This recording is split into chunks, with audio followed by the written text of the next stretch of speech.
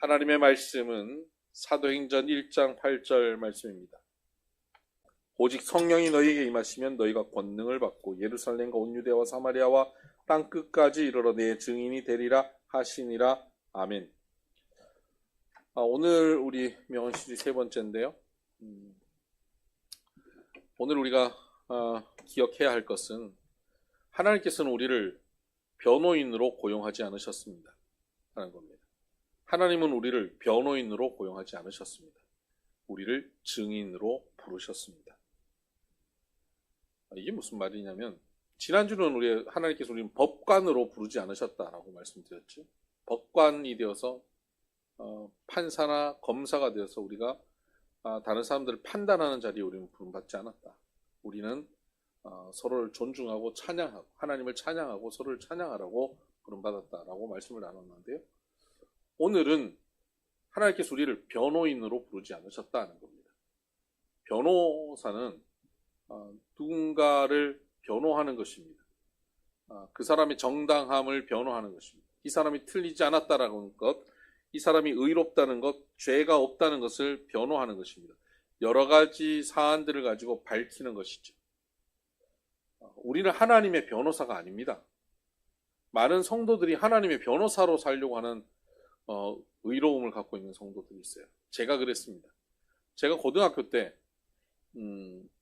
2학년 때 우리 담임 선생님이 생물 선생님이셨습니다. 근데 이 생물 선생님이 신앙생활을 굉장히 열심히 하면서 이분이 어디에 몰입하게 됐냐면 창조과학회에 완전히 빠졌습니다. 그래서 창조과학회에 빠져서 창세기의 모든 하나님의 창조에 관한 말씀을 문자적으로 해석합니다. 첫째 날, 둘째 날, 셋째 날 문자적으로 해석하면 성경에 있는 모든 것을 문자적으로 해석해서 아이들이 가르쳤습니다. 물론 생물교과서에 나와 있는 진화론을 가르쳤습니다. 그리고는 이게 과학적으로 나와 있지만 사실은 이것이다라고 창조론을 가르쳐요. 제가 자란 곳이 경주 아닙니까? 불교 문화가 가득한 곳입니다. 거의 다 친구들이 다 거의 불교인들이에요. 거기에 선생님이 기독교 진리인 창조에 대해서 생물 선생님이 가르친다고 생각해 보세요. 애들이 그 반발이 이만저만이 아닙니다. 선생님한테는 대들지 못하지만 수업이 끝나고 나면 목사들 저에게 달려옵니다. 달려와가지고 선생님한테 못한 얘기를 저한테 막 쏟아놓습니다. 그럼 제가 이제 선생님 나가고 난 다음에 그걸 이제 제가 변호해야 되는 거예요. 그러니까 제가 고등학교 때 그 선생님한테 자료를 받아서 창조과학회의 주장을 달달달달 외웠습니다. 그리고 얘들이랑 싸웠어요. 제가 다녔던 고등학교는 그래도 그 지역에서 이제 공부 잘하는 애들 뺑뺑이 아니고 시험 쳐서 들어가면 공부 잘하는 애들 모였는데 애들 머리 좋은 애들 다 모여가지고 와갖고 저한테 막 몰아붙이는데요. 야, 정말 제가 그 매번 생물 시간 끝나면 그거 감당하느라 정말 힘들었습니다. 어떤 날은 하루 종일 쉬는 시간마다 저한테 시비 거는 애들이 와가지고 하루 종일 제가 그 창조과학회 주장을 가지고 그들과 맞서 싸웠던 그런 기억이 있습니다. 청소년 시기에 그렇게 제가 신앙이 형성되고 나니까요. 그 이후에 나이 들면서도 계속 그런 태도를 가지게 돼요. 제가 그런 신앙생활을 하다 보니까요. 나중에 대학생이 되고 나서도 신문을 보면 그 해외 단신 이런 거 이런 게 나왔잖아요.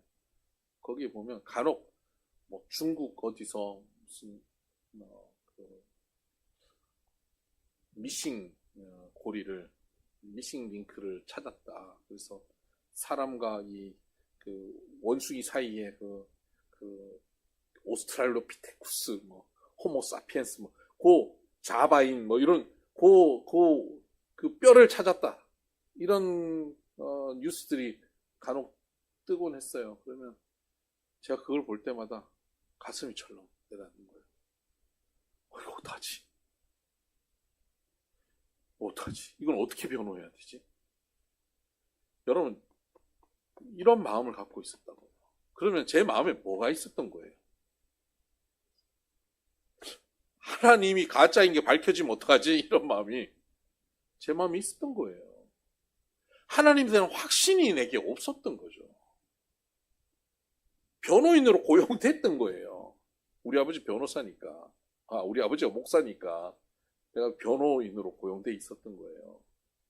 그 청소년 때부터 막 그랬어요. 근데 교인들이 예수님을 증거하면서 믿지 않는 불신자들 사이에 자꾸 변호사가 되려고 해요. 그들과 자꾸 막 맞다고, 예수님이 맞다고, 하나님이 맞다고, 진리라고 막 그들을 설득하려고 해요. 그들의 논리로 자꾸 설득하려고 해요. 설명하려고 해요. 그걸로 안 됩니다. 설명이 안 돼요. 특히 창조과학회의 그 과학적인 주장, 그들이 얘기하는 과학이라고 하는 것을 가지고 주장하는 것은 참 유치한 주장입니다. 창조과학회에서는 지구의 나이가요, 7,000년, 길면 10,000년이라고 불러요. 근데 어떻게 지구의 나이가 10,000년일 수가 있습니까? 이 말이 안 되는 거거든요. 동위원소를 검사를 해보면 지구의 나이가 10,000년이라고 할 수가 없는 거예요. 화석이 발견돼도 이게 수십만 년 이상의 것들이 발견되고 10억, 20억 뭐 이렇게 넘어갈 수 있는 것들이 발견되는데 어떻게 우리가 이걸 10,000년이라고 주장하냐 이 말이에요. 그러니까 이게 10,000년이라고 주장하는 순간 조금 뭐 이런 생물이나 지질학이나 과학에 대해서 조금 아는 사람들 앞에서는 웃기고 있네 이렇게 되는 겁니다. 마치 당군 할아버지 이야기하는 것처럼 곰이 마늘 먹고 사람 됐다라고 하는 것처럼 하나님의 창조가 그 영역이 돼버리는 겁니다. 신화가 되는 거예요. 우리는 신화를 믿고 사는 거예요. 여러분, 저 당군 신화 믿고 뭐 이렇게 신앙생활 하는 사람들 있잖아요. 그럼 되게 우습지 않아요? 세상 사람들은 우리를 그렇게 본다니까요. 저 이스라엘 신화를 저렇게 믿고 저렇게 신앙생활하고 저기에 인생을 거나? 창조과학에서 주장하는 바는 성경의 이야기를 신화화 시켜버려요. 자기는 과학적으로 얘기한다고 하지만 과학이 아니에요. 왜 7,000년, 10,000년이라고 하냐면 첫째 날, 둘째 날, 셋째 날 이렇게 하나님 창조하셨고 그리고 아담이 태어나고 아담의 나이 계산하고 그 아들 나이들 쭉 계산해서 오늘까지 오니까 대략 7,000년이라는 거예요.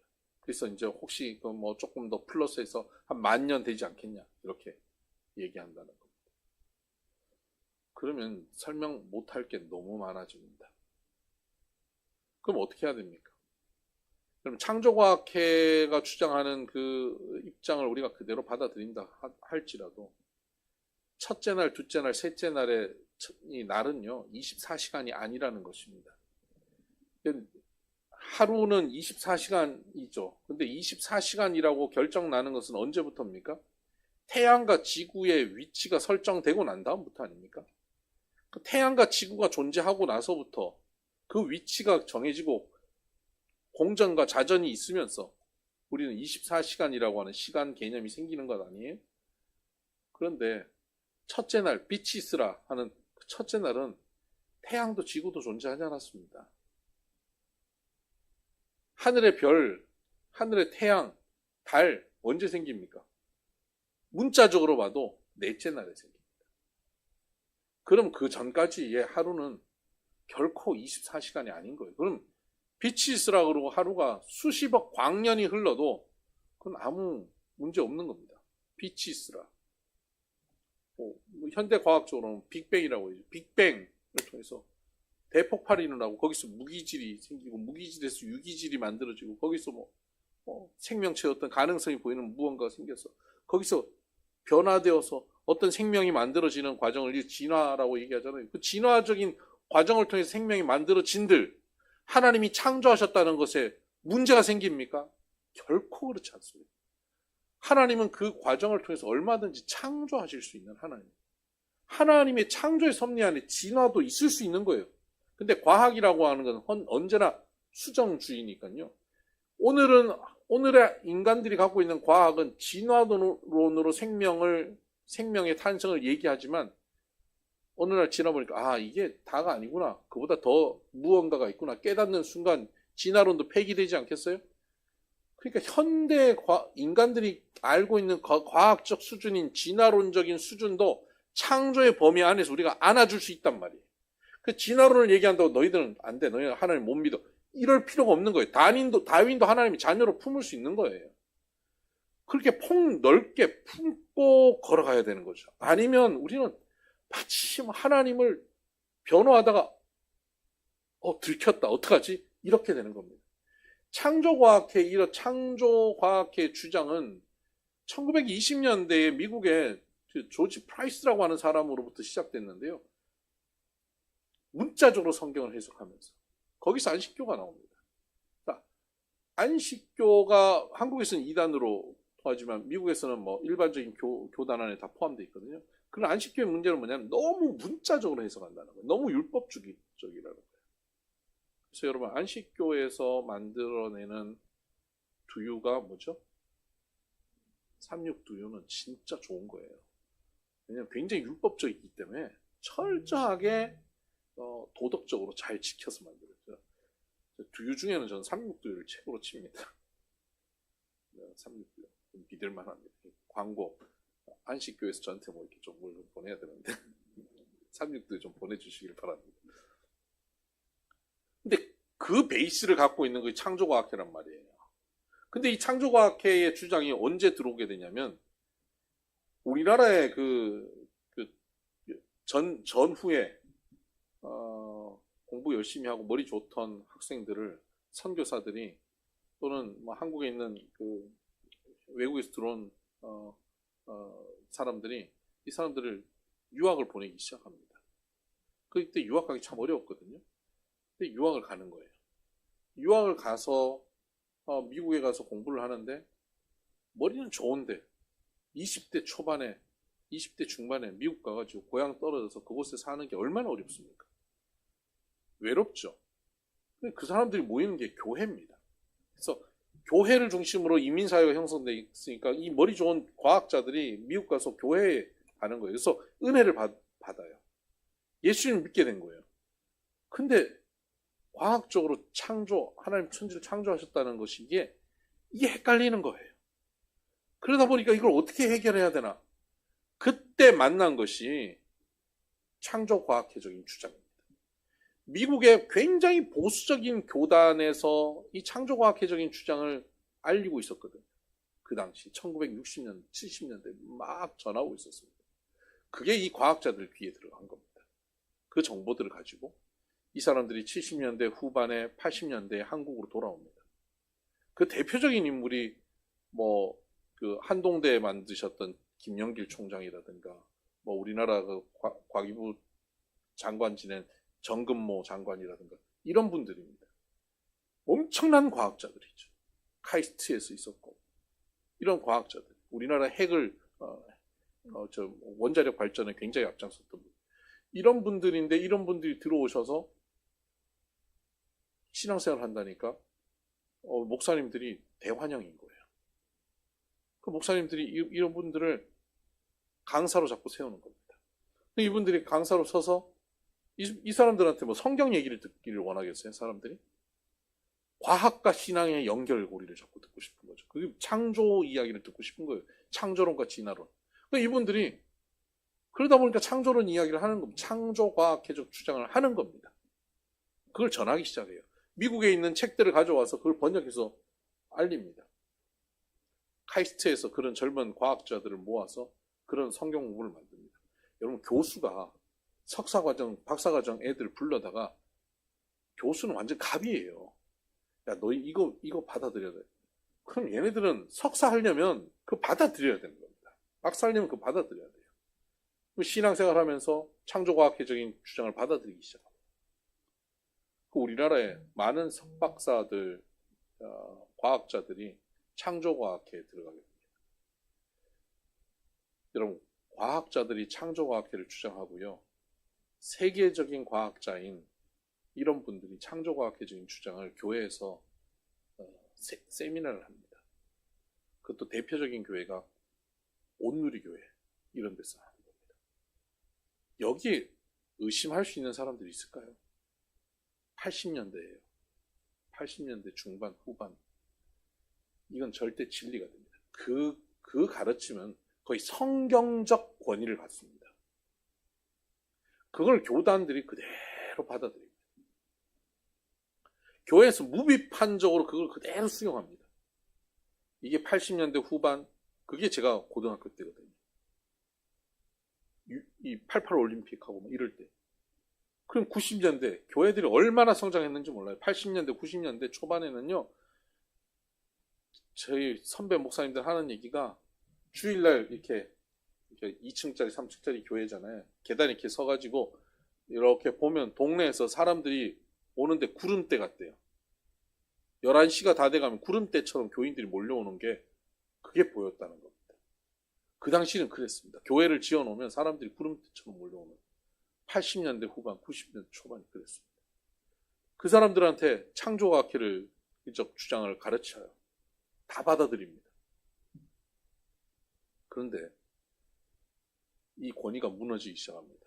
IMF 때 이게 아닌가 보다 하고 무너지기 시작하죠.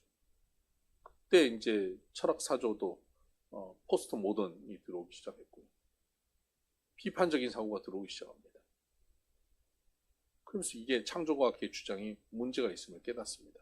그 대표적으로 그것을 거부했던 사람이 경북대 물리학과 교수 때 양승훈 교수라고, 이분이 창조과학에 빠져서 한참 주장하다가 이분이 창조과학의 비판적 사고를 하기 시작한 겁니다. 그리고는 창조과학의 주장이 비과학적이다 라고 하는 것을 주장하면서 창조과학회 주장하는 사람들에게 쫓겨납니다. 이단아처럼 되죠. 그런 주장을 이제 신학생들이 바라보면서 비판적 사고를 하기 시작합니다. 그 신학생이 이제 전 거죠. 그런데 이런 사고를 하면서도 그 이야기를 교회에서 얘기하면요, 거의 이단이 돼요. 최근에도 성결교단에 있는 한 성결교 신학교에 있는 한 교수님이 창조과학회적 주장에 대해서 비판했다가 학교에서 잘렸습니다. 심각한 사건이 벌어졌어요. 거기서는 창조과학회가 성경의 권위예요, 완전히. 근데 한국의 보수적인 교단들이 거의 다 이렇습니다. 여전히. 사랑의 교회, 합동측, 그 여전히 창조과학회적인 주장을 그 성경적 권위를 갖고 가르칩니다. 제가 학교에서 사역을, 국제학교 사역을 하고 이럴 때 애들한테 이런 것을 가르쳤더니 목사님, 학부모인 목사님이 전화가 왔어요. 기독교 학교에서 이런 거 가르쳐도 되냐고. 무슨 기독교 학교 이런 학교가 있냐고 시비를 거는 경우들이 굉장히 많았습니다. 그 창조과학회적인 주장을 따라가면 우리는 세상과 소통할 수 없습니다. 창조과학회의 주장은 성경이 아닙니다. 하나의 입장일 뿐이고 또 비과학적인 입장일 뿐입니다. 오히려 하나님이 창조하셨다는 것을 신화시키고 우리로 하여금 변호인이 되게 만드는 주장인 것이죠. 또 한 가지 우리가 창조하신 하나님에 대해서 우리가 좀 변호인이 되면 두려울 것이 하나 있는 게 뭐냐면 문학적 비평입니다. 창조 이야기가, 창조론에 있는 창조 이야기가 비슷하게 쓰여져 있는 매우 비슷한 이야기들이 역사의 다른 문명에도 기록되어 있습니다. 메소포타미아 창조 설화가 있고요. 이집트의 창조 설화가 있습니다. 그리고 히브리 창조 설화인 우리 창조 이야기가 있죠. 그럼 이 세 가지 중에 뭐가 뭘 뺏겼느냐 하는 겁니다. 제일 오래된 것은 뭐냐? 제일 오래된 것은 이집트 창조 설화고요. 그 다음에 메소포타미아 창조 설화입니다. 그리고 창세기 창조 이야기가 제일 늦게 후대에 기록된 겁니다. 그럼 뭐가 뭘 뺏겼을까요? 성경의 창조 이야기가 메소포타미아 창조 이야기와 이집트 창조 이야기를 뺏긴 거죠. 여러분, 이렇게 얘기하면 이제 우리가 신앙 가지기가 굉장히 어렵지 않겠습니까? 아니 우리가 믿는 창세기 이야기가 그런 창조설화 이야기를 뺏겼다고? 그럼 어떻게 되겠습니까? 여러분 이 창조에 대한 이해를 우리가 분명히 갖지 않고 마치 변호인처럼 갖고 있다가 그렇게 아이들을 키웠다 애들이 대학 가가지고 혹시 이런 이야기들을 접하기 시작하면요 신앙 버립니다. 근데 이런 것에 대해서 오픈하고 여기에 대해서 분명히 창조 신앙을 이런 상황 속에서 창조 신앙을 가질 수 있도록 알려줘야 됩니다. 우리 스스로가 그런 신앙을 가져야 됩니다. 창조 이야기는 언제 누구에게 전해준 이야기가 창조 이야기일까요? 창세기 창조 이야기가. 이스라엘 백성들이 출애굽했을 때 출애굽한 백성들이 광야에 살면서 시내산에서 하나님 말씀을 받았잖아요. 하나님 말씀을 받았는데 그 백성들의 질문은 뭘까요? 우리를 이렇게 인도하신 분이 그럼 누굽니까? 여호와가 누굽니까? 나는 나다. 이렇게 말씀하셨잖아요. 나는 나다. 그럼 나는 난데 그분이 누굽니까? 그분이 누구냐면 그분은 우리 조상인 요셉이 여기 와서 총리가 되게 하셨던 바로 그분이고 요셉 전에는요. 요셉 전에 야곱이 있었고 야곱 전에 이삭이 있었고 이삭 전에 아브라함이 있었고 그 전에는요. 그 전에는 노아가 있었어. 그 전에는요. 아담이 있었어. 그 전에는요. 태초에 하나님이 천지를 창조하셔서 그 얘기를 하는 겁니다. 그래서 이스라엘 백성들이 출애굽해서 광야에 살고 있는데 이들이 하나님을 잘 모르잖아요. 400년 애굽에서 살았단 말이에요. 이집트 문화에 살았단 말이에요.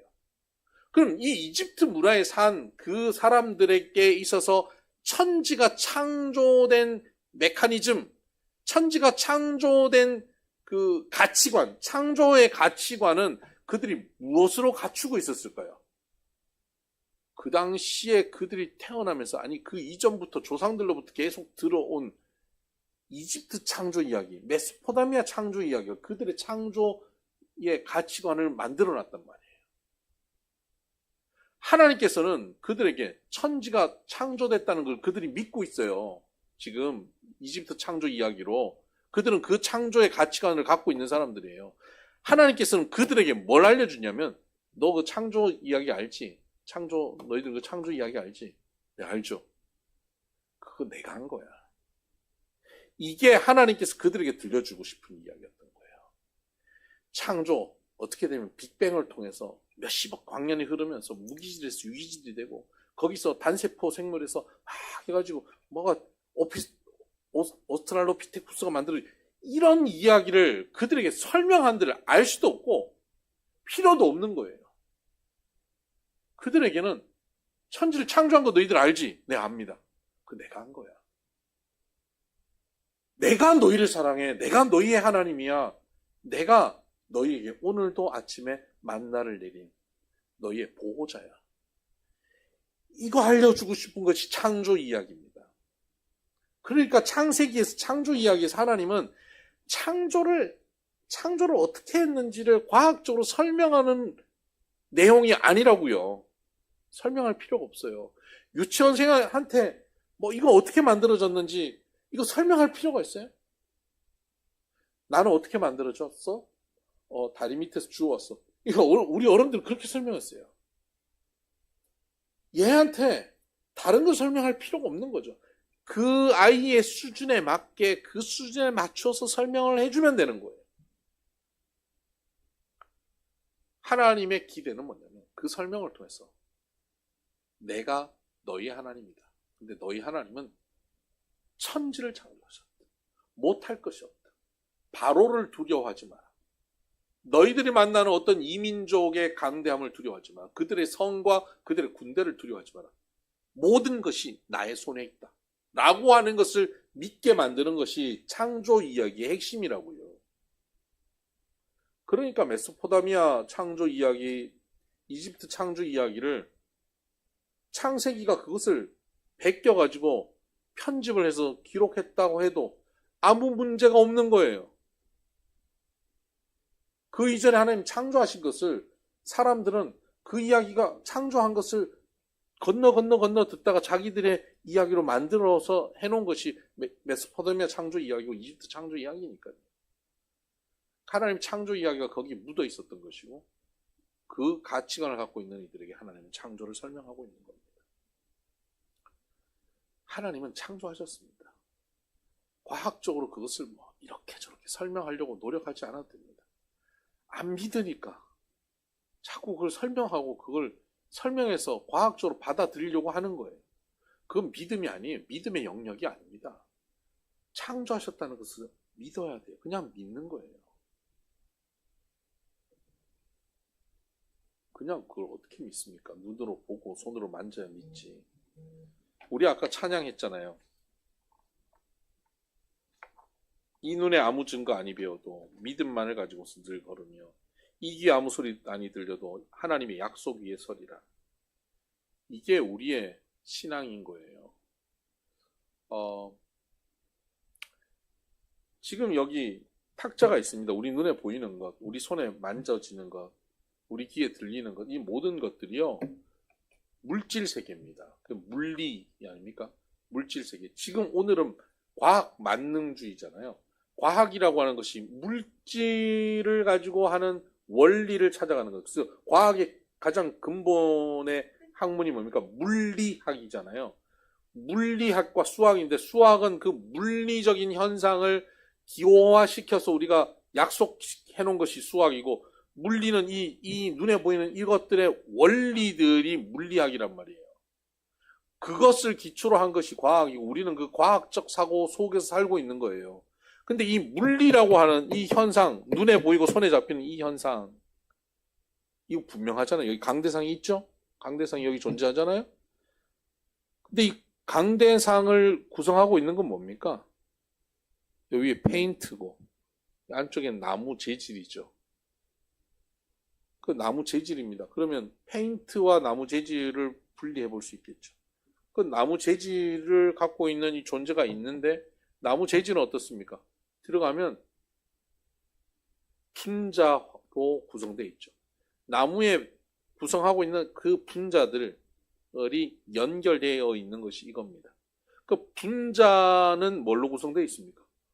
원자로 구성되어 있습니다. 근데 원자는요, 그 안에 양성자와 전자들로 구성되어 있는 거예요. 이 양자역학이라고 우리 요즘 듣잖아요. 뭐 양자역학 과학자들이 나와서 설명하는데 다 못 알아듣고 설명하는 사람들도 저도 다 모르는데 설명합니다. 이러고 설명하잖아요. 근데 양자역학이라는 게 뭡니까? 제가 이해하는 건 그렇습니다. 이것이 존재하는데 미시의 세계로 들어가면 들어갈수록 전자와 양자의 역학 관계가 되는데 쉽게 얘기하면 이겁니다. 더 이상 물질로 존재하지 않는다는 거예요. 이것을 구성하는 가장 기초 단위는 손으로 만지고 눈으로 볼 수 있는 물질이 아니더라는 겁니다. 마치 그건 뭐와 같냐면 광자와 같다는 거예요. 광자 입자. 이 빛의 입자는 태양의 입자가 손으로 만질 수 있는 그런 존재가 아니에요.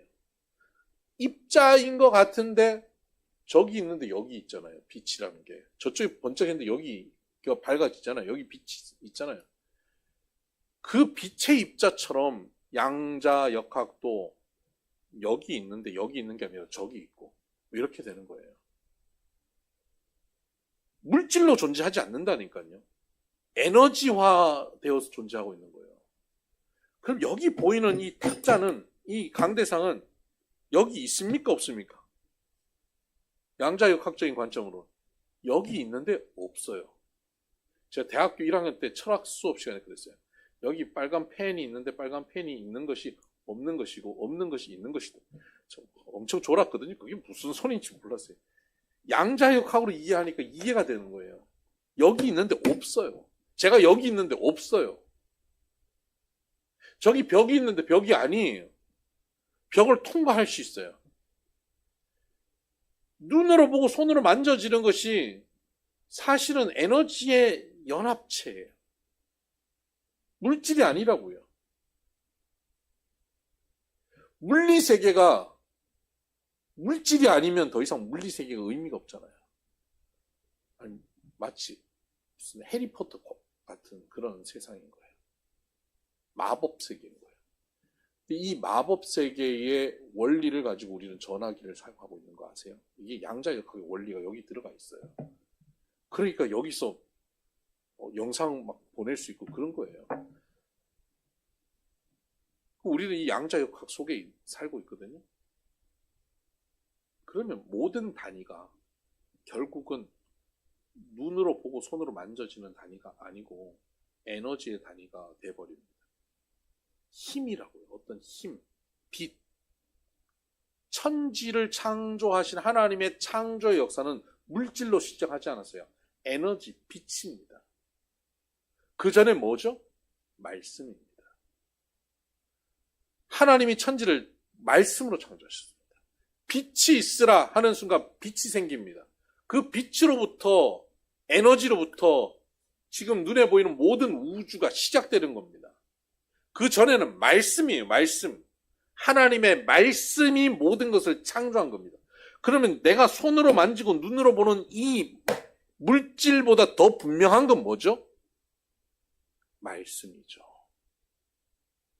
말씀입니다.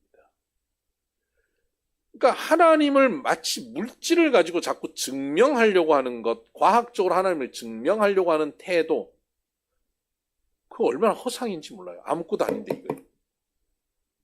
이거 너머에 하나님은 말씀으로 이것을 존재케 하셨고 말씀으로 창조하신 분이라고 하는 사실을 우리가 받아들여야 되는 거예요. 눈에 보이고 손으로 만져지는 증명하는 증거들의 이전에 이미 말씀이 존재하고 말씀의 역사였다는 것입니다. 그런데 여러분, 이 말씀이 우리는 믿어지잖아요. 이 말씀이 안 믿어지는 사람이 있어요. 성경을 읽어도 무슨 소리인지 모르는 사람이 있어요. 근데 성경을 읽고 설교를 듣는데 이게 내게 들려주시는 말씀이 되고 그 말씀으로 감격이 되고 눈물이 나고 그 말씀으로 힘이 나잖아요.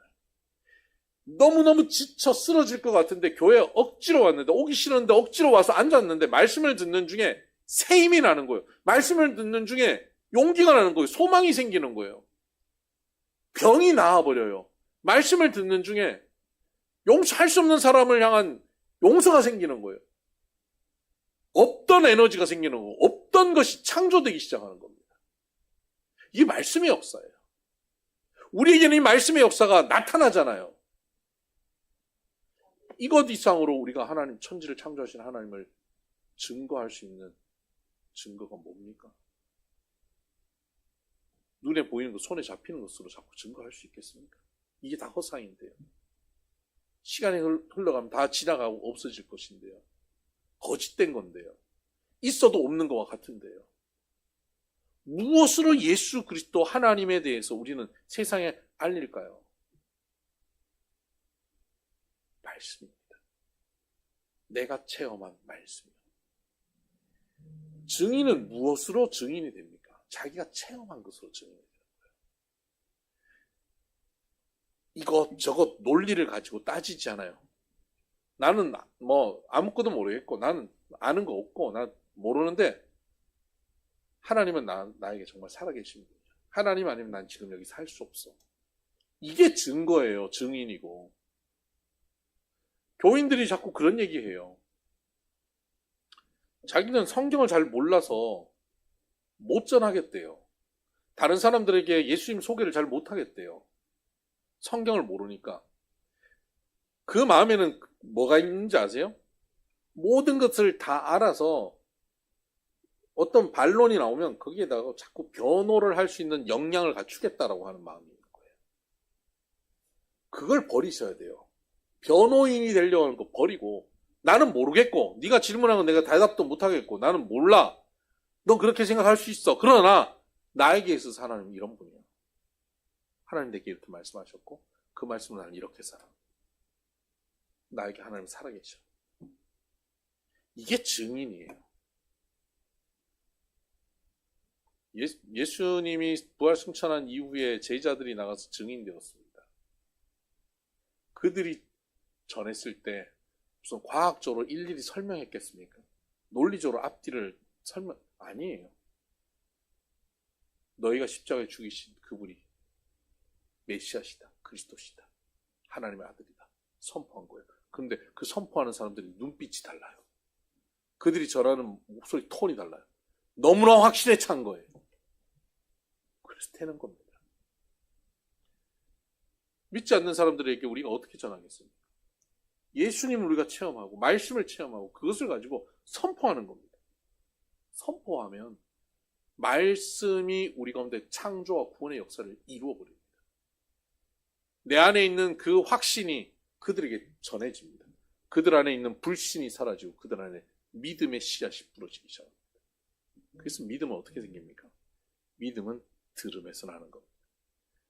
확신을 갖고 있는 믿음의 사람들이 선포할 때 그들 가운데 믿음이 생기기 시작하는 겁니다. 길게 설명할 게 없어요. 믿음에 대해서. 내가 체험한 하나님에 대해서. 나에게 말씀하신 경험을 가지고 내게 이렇게 말씀하신다고. 나는 이 말씀으로 이렇게 살았다. 그래 나는 이 기쁨과 이 감격으로 살아간다고 고백할 때 이게 증인의 삶입니다. 여러분 변호인으로 살지 말고 증인으로 살기를 주님의 이름으로 축복합니다.